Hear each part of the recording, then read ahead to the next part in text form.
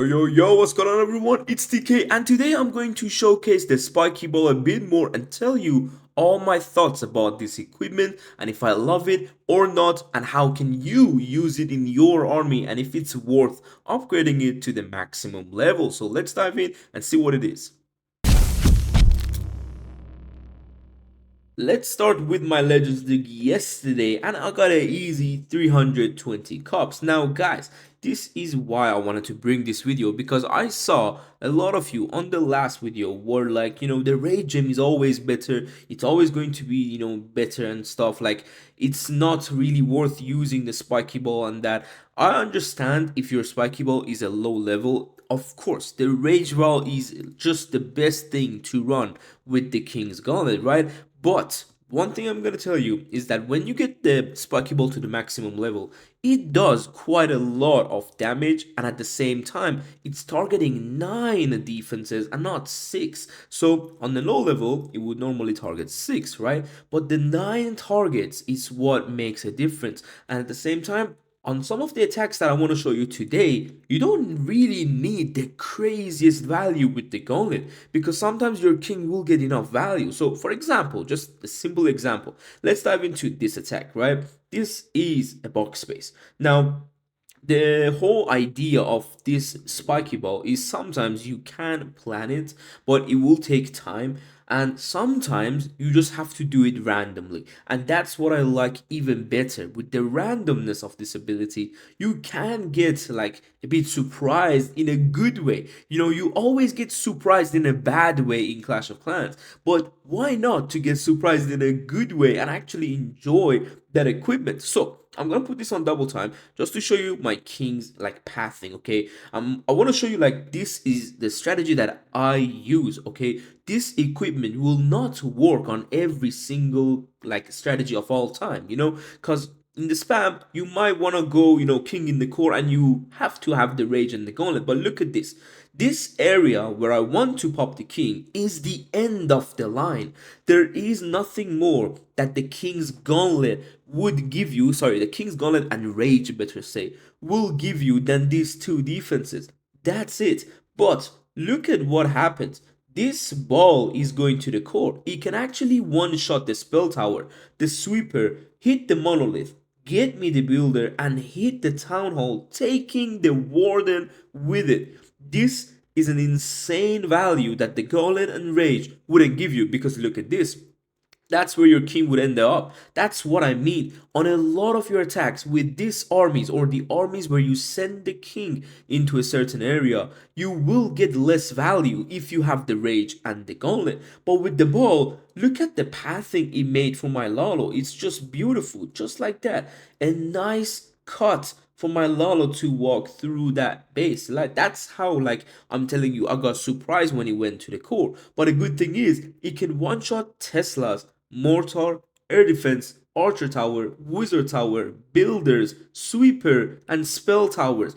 That's how much it can one-shot. And also, I believe I missed cannons. Yes, it can one-shot all of those defenses and let alone the buildings around them. So this is what I mean. Like, this attack right here was enough for me to be like, okay, I'm loving the spiky ball. And this attack was like at the end of my day. I already used the spiky ball a few times and it was super enjoyable, which I didn't notice anything missing from the rage vial. And this is my Lalo army, of course, not this one. I mean, this is not my army, but I'm saying the ball is in this army, which is enjoyable a bit more and is usable a bit more. On other armies, like something like the dragons, like you are sending your heroes to the outside of the base, that ball and let's say that vamp stash will actually give you quite a lot of value because the king will just be on the outside generating HP. If you ask any pro player who's doing the dragon attack,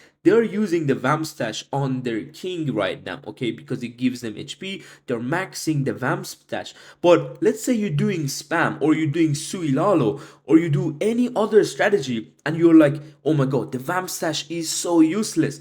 Of course it is useless, but for your strategy, those pro players in the top 100, top 50, top 20, or top 10 are enjoying the vamp stash every day more and more. That's what I mean. Some strategies, you don't necessarily have to have the exact same equipment as the others, especially a strategy where there is Lalo, which, guys, no one used these two warden equipments except in a Lalo attack. This is what I mean. So I'm loving this King's equipment with the double epic like combination. It's amazing how this works, but I want to show you a creative way to use this.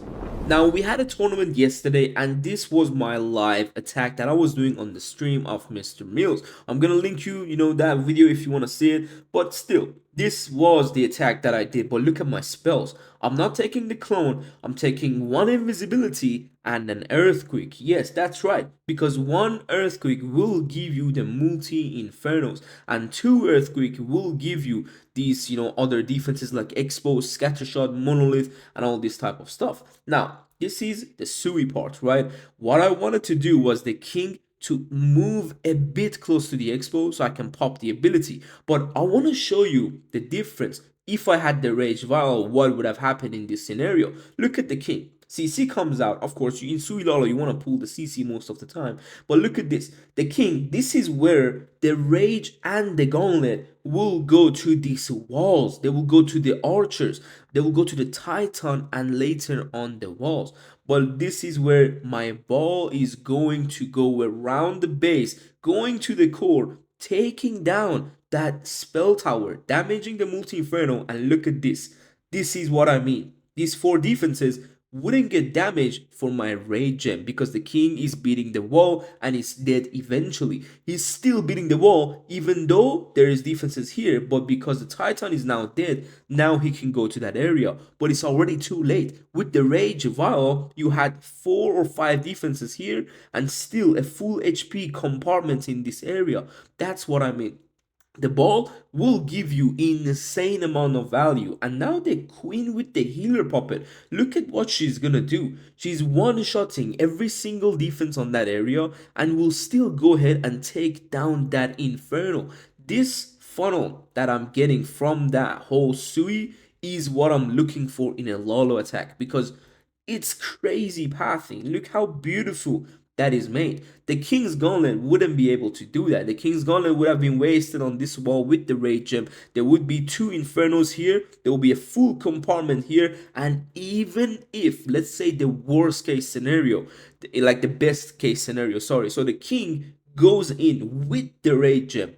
He's gonna die eventually after this compartment, and that's when you now have that monolith, or for example that multi-inferno, bomb towers, spell towers. Everything is on your queen, which she's not going to be able to take down everything else, because of course the king will eventually die a bit forward. He wouldn't be able to take the entire compartment anyway, even if he go there. So you see what I'm coming from when I say the ball works amazing in this army. It gives you insane amount of like flexibility in the core, and the way you can actually have that ball even moving around. That's the thing about it. If you have an invisibility in your armies, you can actually use it to path the ball around. Yes, you can use it making sure the ball goes to the direction you want it to go. That's why you can see I have 1 invisibility, because I thought the ball may come down here and go to this compartment, but if it was going to go there, I would have made it invisible.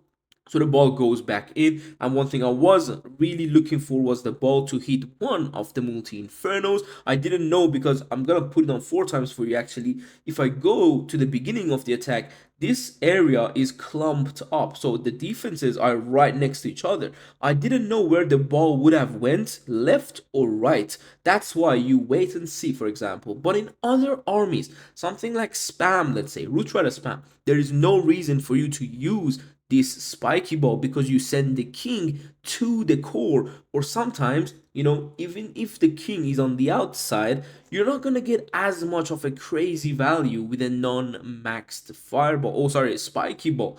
Guys, I'm kind of actually confusing with the spiky ball and the fireball sometimes, so don't get me wrong. Now, the king on the outside, will do great with the spiky ball, but it's not gonna be as good as the Vamstash or the Barbarian Puppet or even the Rage and the Gauntlet. They're doing crazy. So my whole idea is that if you have the ability to kind of go ahead and maxing this fireball, if you can do that, go ahead and use it on your main armies, except if you are using a spam or if you are using the dragon attacks, because these two armies, there is really no reason to put away your rage vial and the gauntlet, as sometimes you're gonna kind of like be like, oh my god, if I had the rage I would have tripled that base. Probably the ball is just going to random places. These stuff are the ones that will frustrate you eventually. Because of the previous videos that it blowed up, literally the video literally blowed up. Right now I'm looking at it, it's around 30k views, and I needed to put this video out because some people might take it for like kind of, I would say, like a disadvantage having the ball and the gauntlet at the same time, because the gauntlet itself wouldn't be too good, right, without the rage. But look at this Sui that I'm doing. I'm sending the king only to this area, but look at that ball. It's going, taking down the sweeper. It's going to go ahead, taking down the air defense in a place where I wouldn't even think it would go there. Maybe it would have gone to the core. This is more defense as well in the core. So it's always a good value with the ball in a Sui Lalo attack. And now the king has the Phoenix. It has the gauntlet. So the king completely got the CC. He's moving towards the scatter shot and will completely get me the value I was looking for.